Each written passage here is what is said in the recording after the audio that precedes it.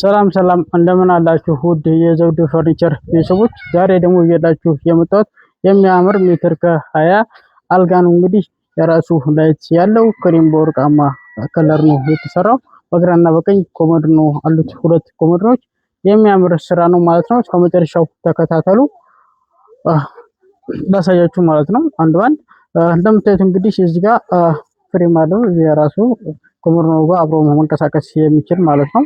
ከኋላ የራሱ መብራትና ተፋደው ያንኛው እንደዚሁ የራሱ መብራትና ማጥፋት ነው ያለው ማለት ነው። በጣም የሚያምር ድንቅ ስራ ነው።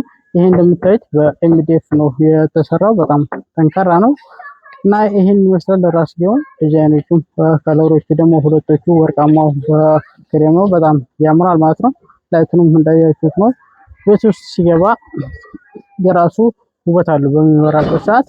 እንዲሁም ደግሞ ማቀያየር ትችላላችሁ በዚህ መልኩ ማለት ነው።